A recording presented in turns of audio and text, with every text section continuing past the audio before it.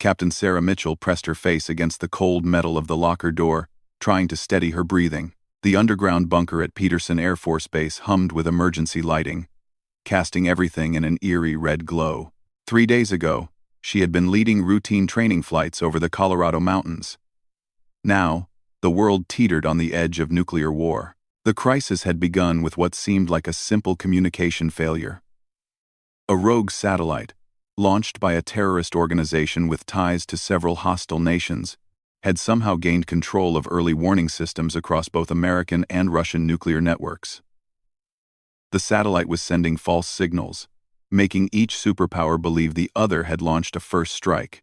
Sarah had watched the situation unfold from the pilot briefing room, where officers gathered around television screens, showing news reports from around the world. Stock markets were crashing, governments were evacuating their capitals, the president had been moved to a secure location, and military bases worldwide were on the highest alert status. Mitchell. The sharp voice of Colonel Jackson cut through her thoughts. She turned to see her commanding officer striding down the corridor. His usually calm demeanor replaced by obvious stress. Dark circles under his eyes suggested he hadn't slept in days. "Yes, sir. Briefing room. Now. You're being reassigned to Operation Dead Hand." Sarah's stomach dropped. Operation Dead Hand was a code name she had heard whispered in military circles but never fully understood. As she followed Colonel Jackson through the maze of underground corridors, other personnel moved with urgent purpose. Technicians carried equipment she didn't recognize. Senior officers spoke in hushed, tense voices. The briefing room was smaller than usual, containing only 5 people besides herself. General Patricia Hayes sat at the head of the table. Her silver hair pulled back severely. Sarah had never met the general personally, but her reputation was legendary. Hayes had been one of the first female fighter pilots to see combat, and had risen through the ranks based on skill and fearlessness. "Captain Mitchell." General Hayes began without preamble. "What I'm about to tell you is classified at the highest levels. The situation is this. We have approximately 18 hours before automatic launch sequences activate on both sides. The satellite causing this crisis is in a decaying orbit, but our calculations show it will maintain signal strength long enough to trigger mutual assured destruction." Sarah felt the blood drain from her face. Mutual assured destruction meant the end of civilization as they knew it. Millions of people would die in the initial exchange, and millions more would perish from radiation and nuclear winter. Dr. Amanda Foster, a civilian scientist Sarah didn't recognize, leaned forward. "The satellite has sophisticated shielding against electronic interference. Ground-based efforts to disable it have failed. Cyber attacks haven't worked. The only option left is physical destruction. The satellite's orbit brings it within range of our F-16 seconds for approximately 47 minutes, General Hayes continued. But the altitude and timing requirements are extreme. The pilot would need to reach maximum service ceiling and fire missiles at precisely the right moment. Sarah's training kicked in as she processed the tactical situation. "What's the challenge, ma'am?" "That sounds like a difficult but manageable mission profile." General Hayes exchanged glances with the others around the table. "The satellite is equipped with a proximity defense system. Any aircraft that gets close enough to destroy it will be caught in the resulting explosion. Additionally, the timing means the mission must be flown during a severe solar storm that's expected to peak in 16 hours. The room fell silent. Sarah understood now why this was called a sacrifice mission. The pilot would not be coming home. "Why me?" she asked quietly. "You have the most experience with high-altitude intercepts," Colonel Jackson replied. "Your test pilot background means you've flown closer to service ceiling than any other pilot in the squadron. Most importantly, your aircraft handling scores are the highest we've seen." Dr. Foster opened a thick folder. "The solar storm will interfere with most electronic systems. You'll be flying essentially blind, relying on manual controls and backup instruments. The radiation exposure alone would be dangerous under normal circumstances." "How dangerous?" Sarah asked. "Potentially fatal, even if you somehow survive the mission," Dr. Foster admitted. "The combination of cosmic radiation during the solar storm and the altitude required means you'd receive more radiation in 2 hours than most people get in a lifetime. General Hayes stood up. Captain Mitchell, I want to be absolutely clear. We're not ordering you to take this mission. We're asking for a volunteer. If you decline, we'll find another way. But our analysis shows this is our best chance to prevent nuclear war.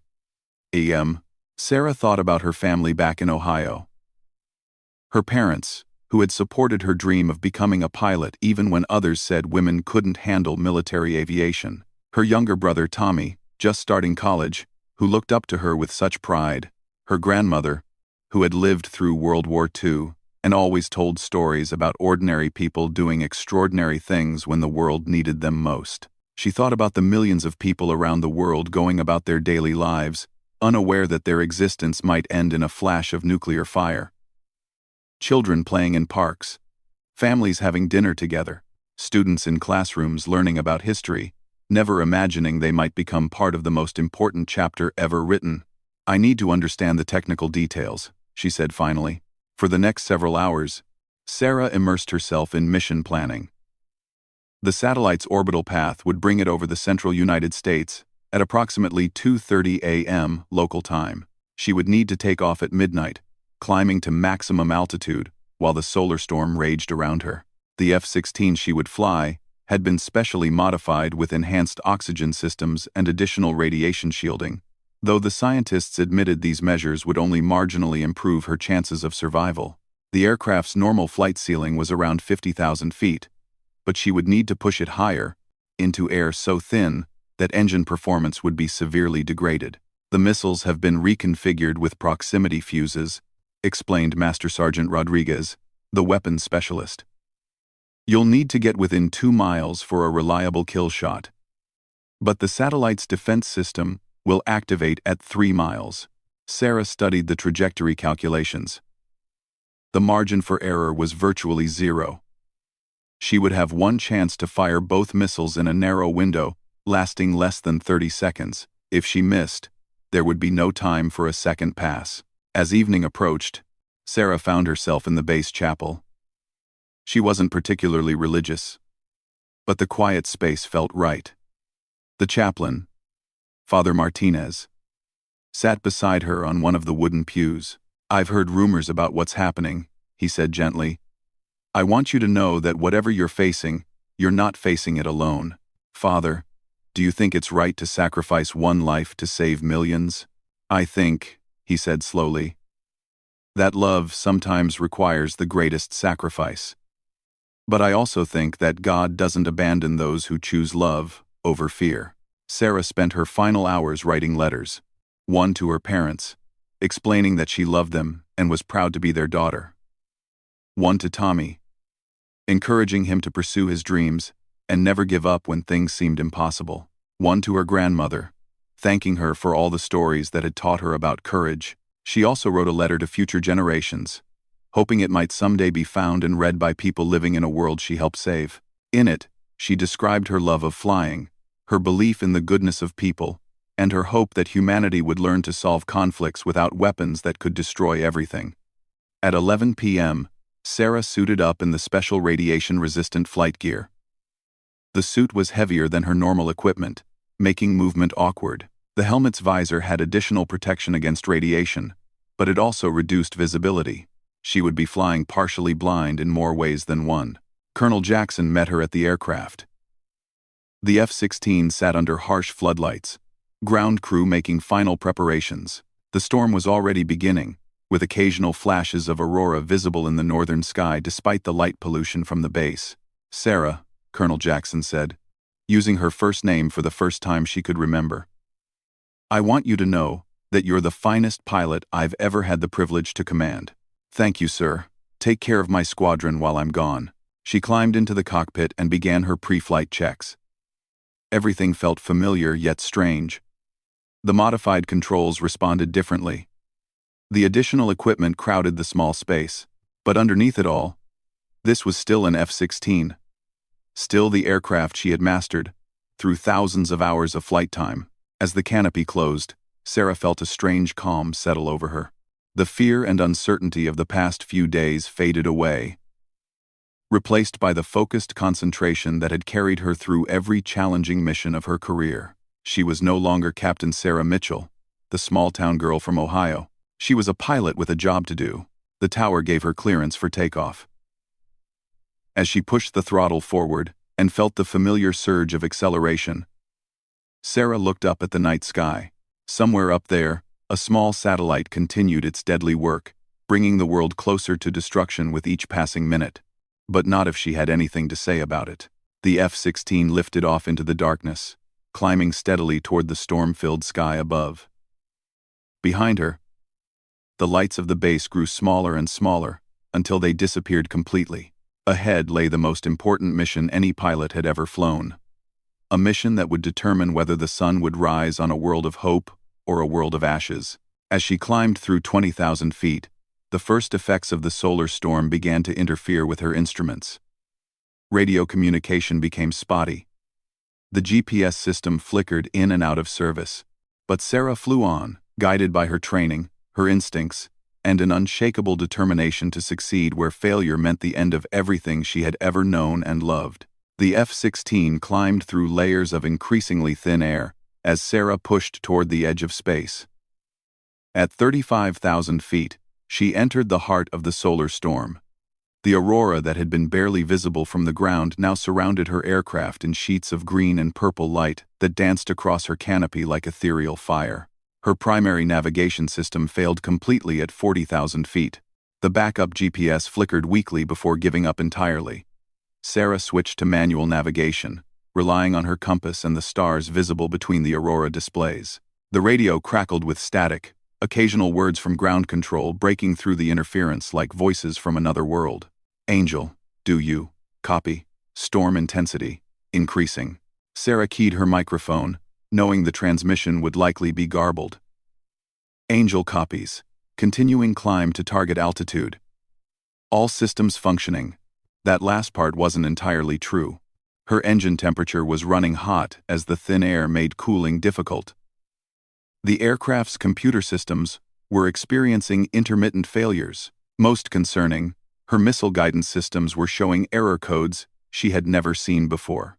At 45,000 feet, breathing became a conscious effort even with the pressurized cockpit and oxygen mask. This was higher than she had ever flown, higher than the F-16 was really designed to operate. The engine struggled to maintain thrust in air so thin it barely qualified as atmosphere.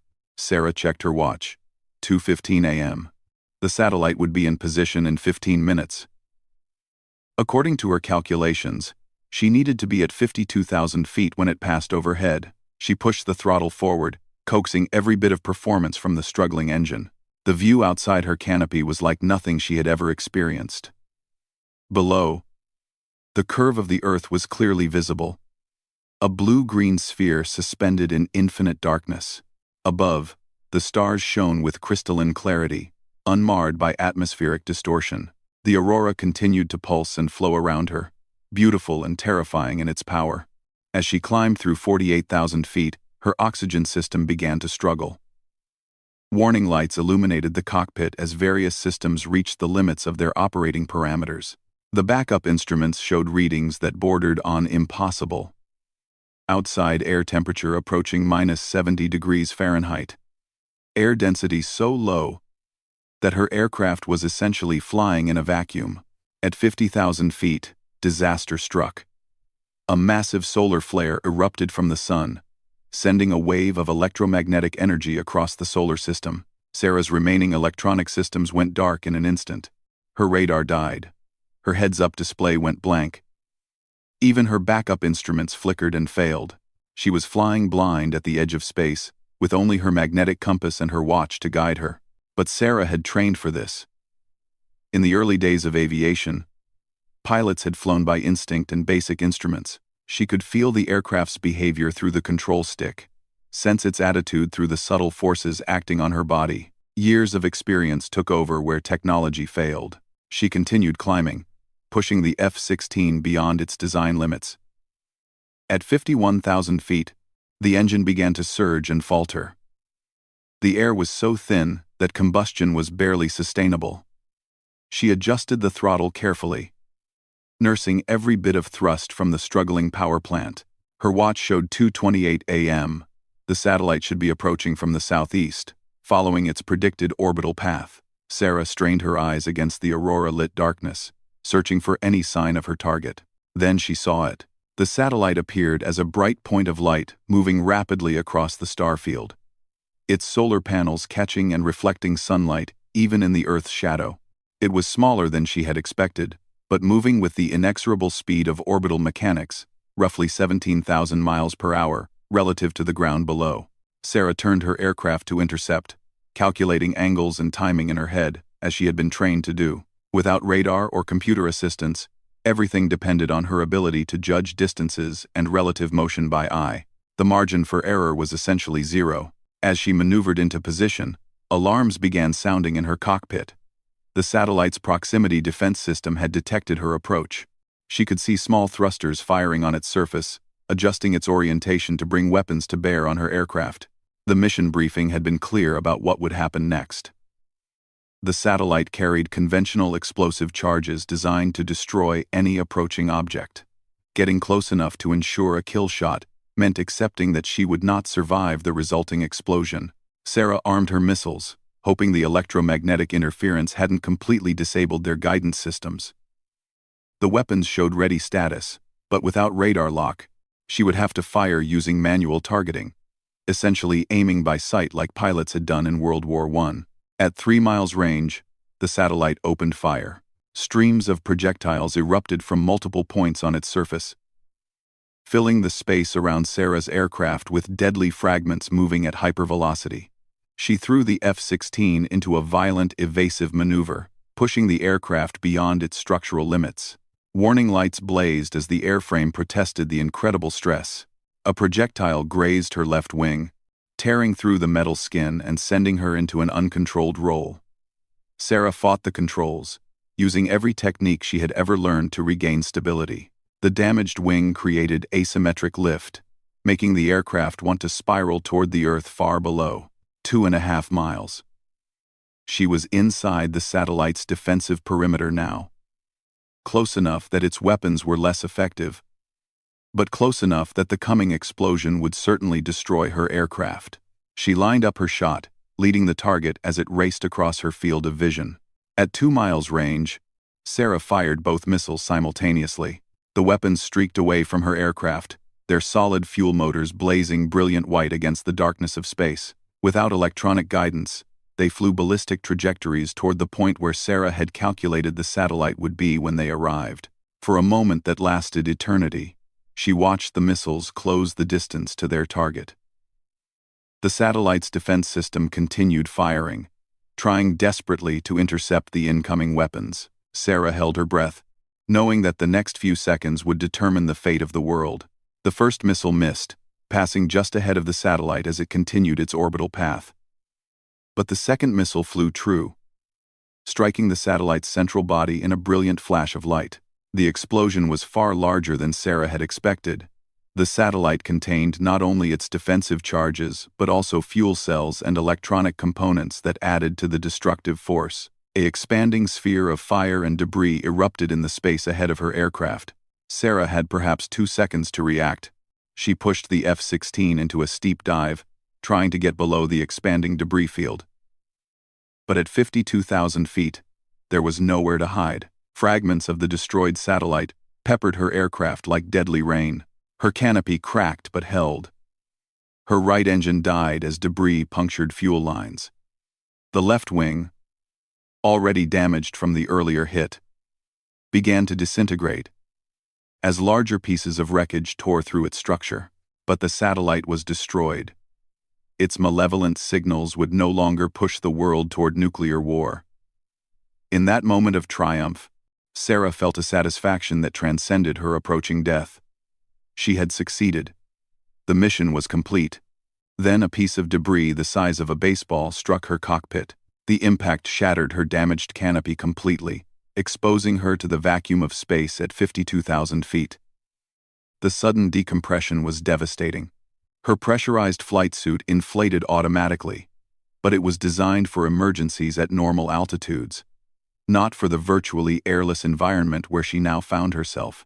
Sarah's F-16, now little more than a collection of damaged components held together by increasingly tenuous structural integrity, began its final dive toward Earth. Both engines were dead. Most of her control surfaces were gone. The aircraft was in an uncontrolled spin that generated forces her body could barely withstand. As consciousness faded in and out due to hypoxia and extreme cold, Sarah tried to regain control of the aircraft. Her training urged her to eject, but at this altitude, and in this condition, ejection would mean certain death. The ejection seat was designed to work in normal atmospheric conditions, not in the near vacuum of space. Through her shattered visor, she could see the Earth spinning below her, growing larger as she fell. The aurora continued to dance around her, beautiful and indifferent to her struggle for survival. She was dropping through 40,000 feet now, the air becoming fractionally thicker, but still far too thin to support normal flight. Her radio crackled to life as she descended into range of the ground stations. Angel? Angel? Do you copy? Mission status report. Sarah tried to respond but found she could barely speak. The cold was numbing her face, and the damaged oxygen system was delivering a mixture of air and toxic fumes from her burning aircraft. Still, she managed to key her microphone. Angel. To base. Target destroyed. Repeat. Target destroyed. The relief in the ground controller's voice was audible even through the static. Angel. We copy target destroyed. What's your status? We're showing you an uncontrolled descent. Aircraft. Heavily damaged. Sarah gasped into her microphone. Both engines. Dead. Attempting. Emergency landing. But even as she said it, she knew an emergency landing was impossible. The F-16 was falling like a stone, its aerodynamic surfaces too damaged to provide meaningful control. She was still too high for ejection, and even if she could bail out, she would likely freeze to death or suffocate before reaching breathable air. At 30,000 feet, something unexpected happened.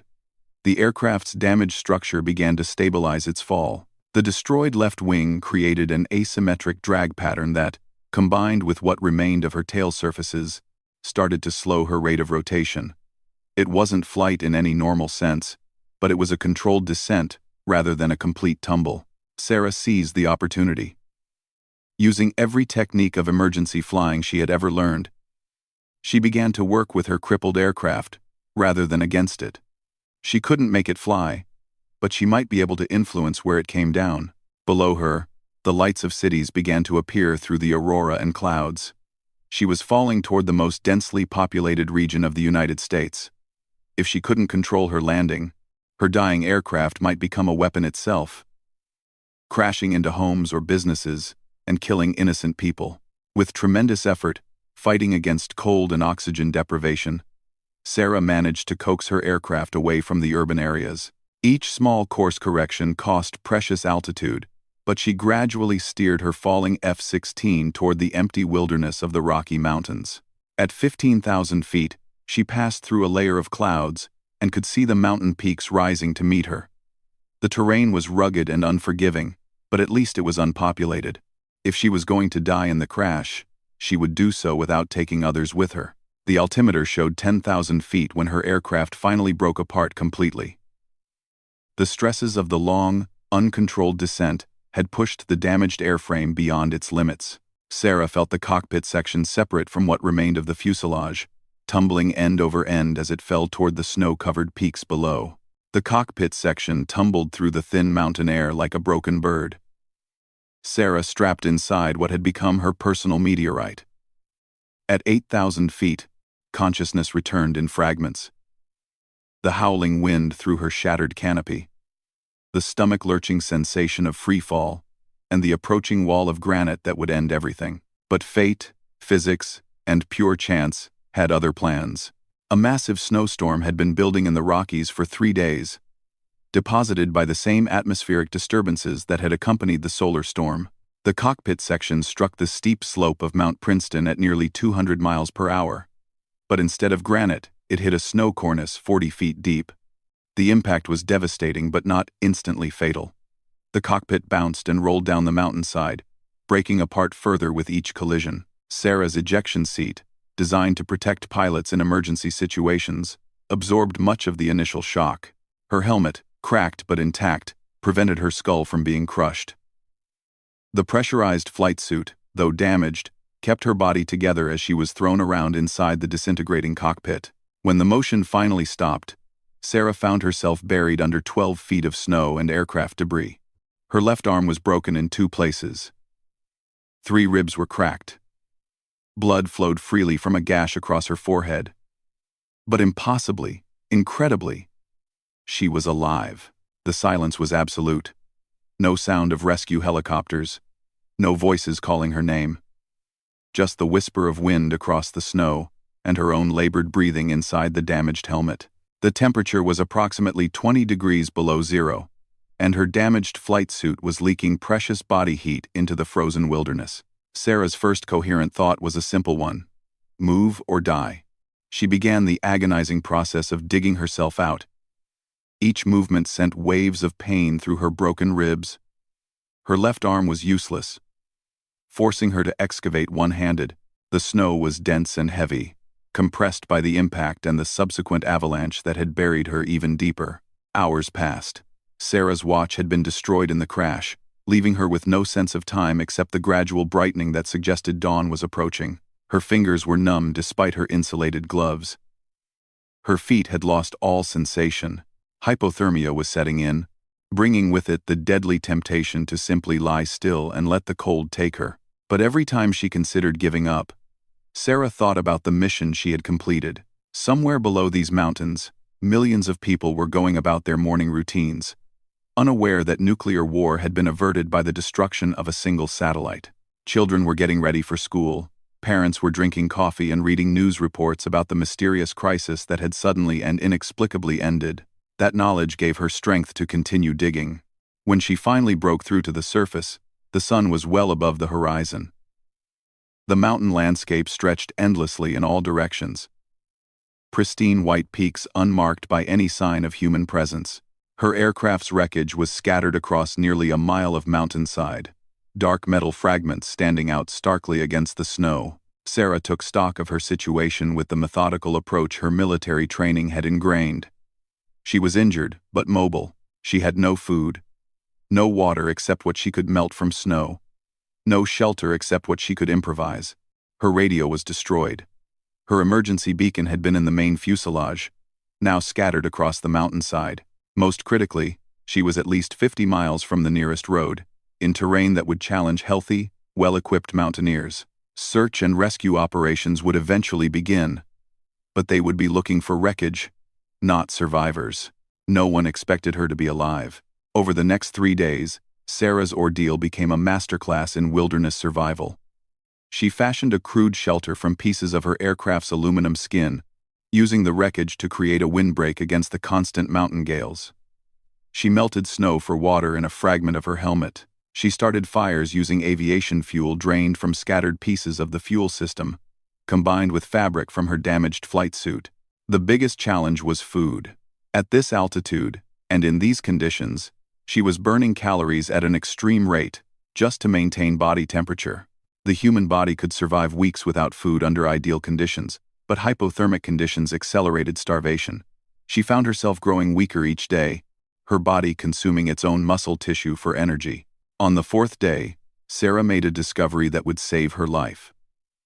Buried under snow near what had been her aircraft's rear section, she found the survival kit that was standard equipment on all military aircraft. The kit contained emergency rations, water purification tablets, a space blanket, and most importantly, a signal mirror and emergency flares. But the kit had been damaged in the crash. Half the food was scattered and ruined. The space blanket was torn to shreds. The flares were wet and might not function. Still, what remained represented hope. Perhaps enough supplies to extend her survival until search teams could locate her. Sarah rationed the remaining food carefully, allowing herself just enough to maintain basic function. She improved her shelter using techniques learned in survival training, creating a snow cave that provided better insulation than her aluminum windbreak. Most importantly, she began planning how to signal for rescue. The signal mirror was her best hope. On clear days, she could use it to flash reflected sunlight across vast distances, potentially alerting search aircraft to her location. But the weather was not cooperating. Storm after storm rolled across the mountains, bringing heavy snow and clouds that blocked the sun for days at a time. On the seventh day, Sarah heard the first aircraft. The sound was faint at first, barely distinguishable from the wind, but gradually it grew stronger.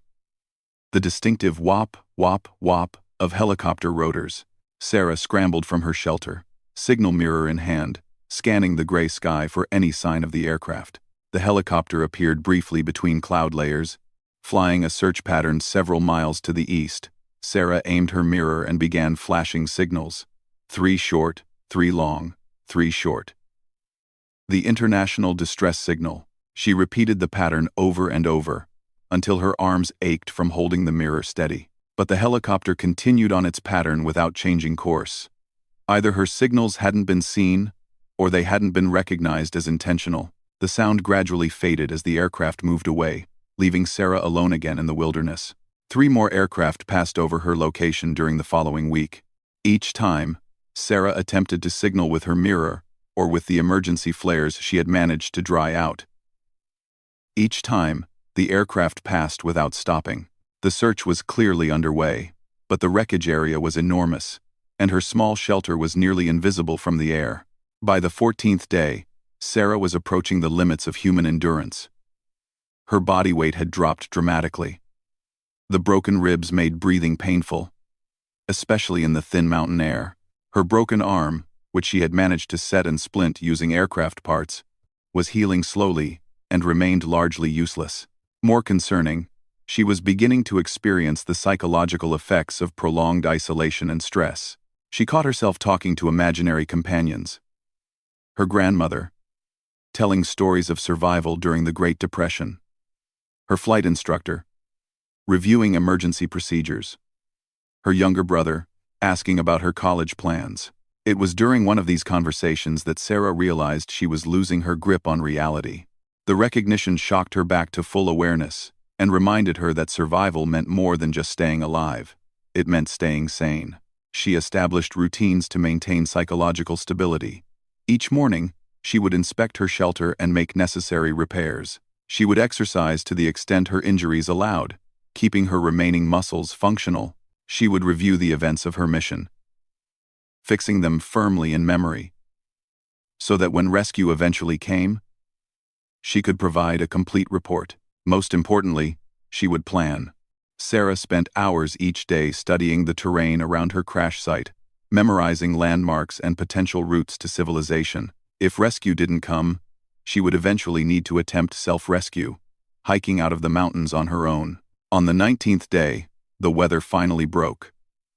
Clear skies stretched from horizon to horizon, and for the first time since the crash, Sarah could see for dozens of miles in every direction. She could make out roads and buildings in distant valleys, tantalizingly close yet still impossibly far away. That afternoon, she heard another aircraft approaching. This time, the sound was different. Not the heavy beat of a helicopter, but the higher pitch of a fixed-wing aircraft flying a methodical search pattern. Sarah grabbed her signal mirror and took position at the highest point near her shelter. The aircraft was a military search plane, flying low and slow over the wreckage field.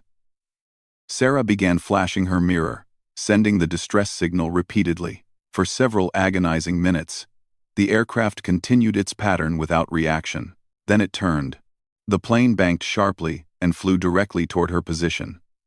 As it passed overhead, Sarah could see the crew looking down at her through the aircraft's windows. She waved frantically with her good arm, jumping up and down despite the pain in her ribs. The aircraft circled twice, then dropped a package attached to a small parachute. Inside the package, Sarah found warm food, medical supplies, and a radio. "Survivor, survivor, this is Rescue 27. Do you copy?" Sarah keyed the radio with trembling fingers. "Rescue 27, this is Captain Sarah Mitchell. I copy." The relief in the voice that answered was audible. Captain Mitchell, we have your position. Medical team is en route. Estimated arrival 30 minutes. Are you injured? Do you require immediate medical assistance? I'm injured but stable, Sarah replied. How long have I been missing? 19 days, Captain. The whole world's been looking for you. As Sarah waited for the helicopter to arrive, she sat in the snow and looked up at the clear blue sky. 19 days ago, she had flown into that sky on a mission that everyone expected to be her last. She had succeeded in that mission, preventing a nuclear war that would have ended civilization. But that success had come at what seemed like the ultimate price: her life. Yet here she was, battered and broken but alive, about to return to a world she had helped save. The irony wasn't lost on her. She had survived the unthinkable not once, but twice. First, the destruction of the satellite at the edge of space, then 19 days alone in one of the most hostile environments on Earth. The sound of approaching helicopters grew louder. Soon, she would be warm, fed, and receiving medical care.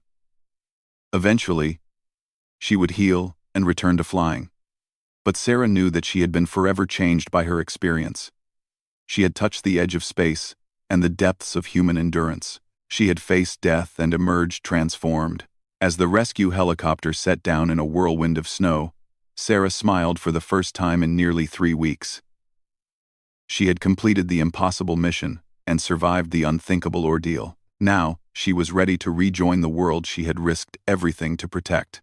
The medics who pulled her from the mountains found her weak, injured, and nearly 40 pounds lighter than when she had crashed. But they also found her alert, coherent, and determined. Captain Sarah Mitchell had not merely survived her ordeal, she had conquered it through sheer force of will and an unshakable commitment to living. Her story would eventually become legend in military circles, studied by survival instructors and retold whenever people needed examples of human resilience. But for Sarah, the most important part of her story was not the heroic sacrifice or the remarkable survival. It was the simple fact that when the world needed someone to do the impossible, she had been ready to answer the call.